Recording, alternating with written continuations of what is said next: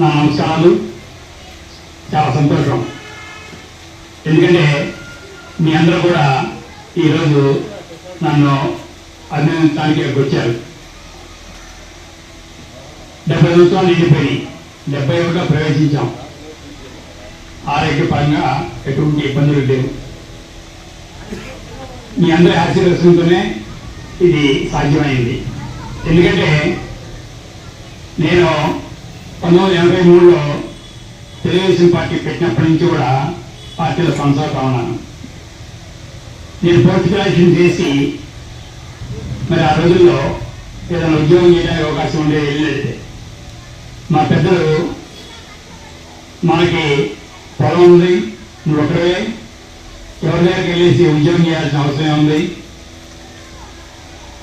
మనం మరి ఇట్లానే ఏదైతే ఈ గ్రామంలో ఒక మంచి పేరుగల కుటుంబంగా ఉన్నాం కాబట్టి నువ్వు కూడా ఇక్కడే ఉండి వ్యవసాయం చేస్తూ ఉండమన్నారు. దానికోసం చెప్పేసి ఆ రోజు ఉద్యోగాలకు వెళ్ళలేదు. తర్వాత 83లో పార్టీ పుట్టినప్పటి నుంచి కూడా నేను పార్టీలో కొనసాగుతా ఉన్నాను. నాకు మొట్టమొదటి గ్రామ పార్టీ ప్రెసిడెంట్గా, తర్వాత మండల పార్టీ కార్యదర్శిగా, మండల పార్టీ ప్రెసిడెంట్గా, అలానే ఎంపీపీగా, మార్కెట్ చైర్మన్గా మరి బాధ్యతల్ని అప్పచెప్పింది పార్టీ.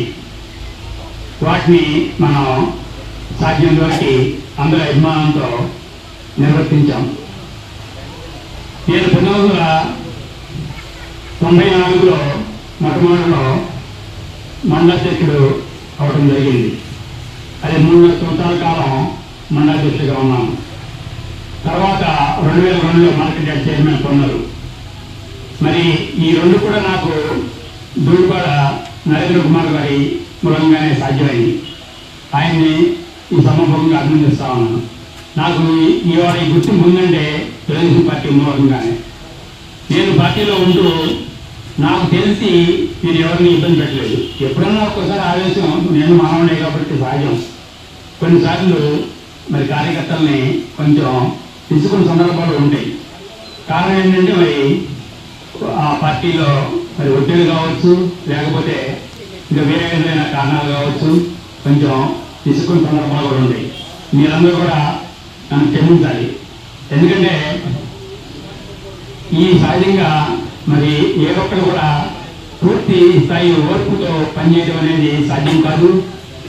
అయితే ఇక్కడ ఈ మండలం మొత్తం కూడా మరి నేను పదవులు వదిలేసి కూడా 2004తోనే పదవులు వదిలేసాం. ఇది అధికారిక పదవులు.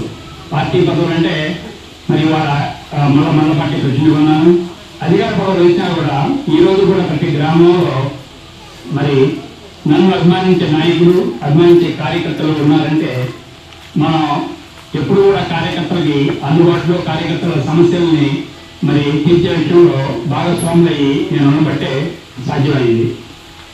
మరి మీ అందరి అభిమానానికి మరొకసారి కృతజ్ఞతలు తెలియజేస్తూ రాబోయే కాలంలో కూడా తప్పనిసరిగా నాకు కోరుకున్నంత వరకు, దేవుడు ఆరోగ్యాన్నించినంత వరకు కూడా తప్పనిసరిగా పార్టీ సేవలో మీ అందరి సాధక బాధకాలలో నేను కూడా ఒకరినే ఉండాలని తెలియజేస్తూ మరొకసారి మీ అందరికి కూడా ధన్యవాదాలు తెలియజేస్తూ సెలవు తీసుకున్నాను.